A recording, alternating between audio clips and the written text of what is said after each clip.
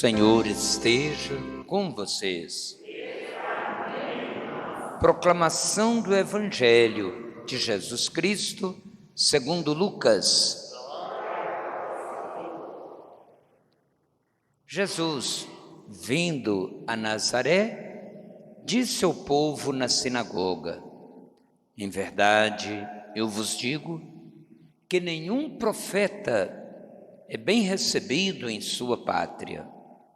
De fato, eu vos digo, no tempo do profeta Elias, quando não choveu durante 3 anos e 6 meses, e houve uma grande fome em toda a região, havia muitas viúvas em Israel. No entanto, a nenhuma delas foi enviado Elias, senão a uma viúva que vivia em Sarepta, na Sidônia.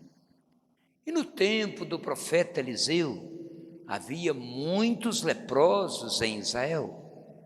Contudo, nenhum deles foi curado, mas sim Naamã, o sírio. Quando ouviram estas palavras de Jesus, todos na sinagoga ficaram furiosos, levantaram-se e o expulsaram da cidade. Levaram-no até o alto do monte, sobre o qual a cidade estava construída, com a intenção de lançá-lo no precipício. Jesus, porém, passando pelo meio deles, continuou o seu caminho. Palavra da salvação. Glória a vós, Senhor. Minha alma tem sede de Deus, do Deus vivo. É o Salmo 42, recitado após a leitura. De fato, irmãos, nós começamos o dia, ou mesmo a semana, nesta atitude de abertura de nosso coração ao amor de Deus. Nós temos sede de Deus. E a sede de Deus nos faz, então, sair de casa, procurar a oração, a Santa Missa, ouvir a palavra, receber a Eucaristia, para que toda essa semana seja iluminada pela graça de Deus.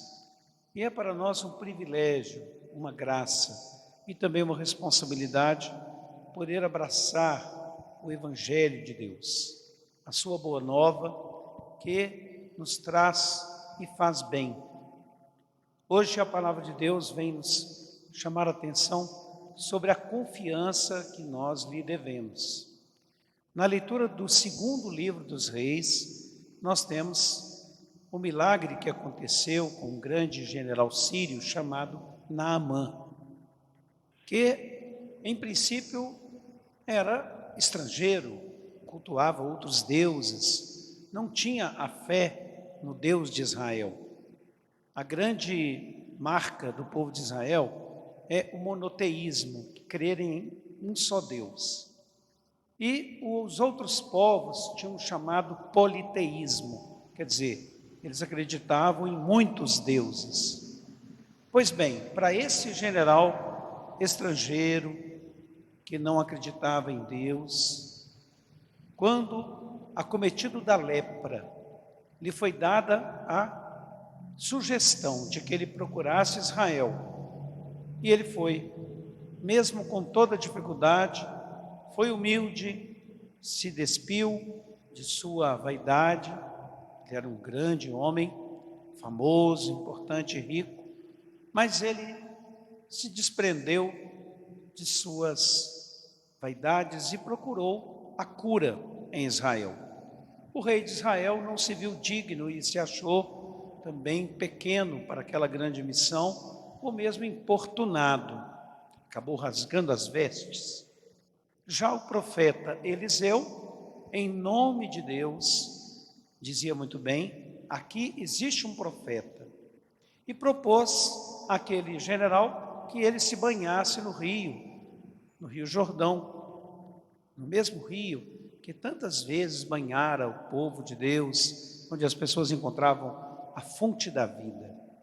Ele achou aquilo, em princípio, humilhante, porque nas terras da Síria havia muitas águas bonitas, límpidas, famosas, mas mais uma vez ele exerceu a sua humildade, entrou no rio, se banhou 7 vezes, que é o número bíblico, e foi curado.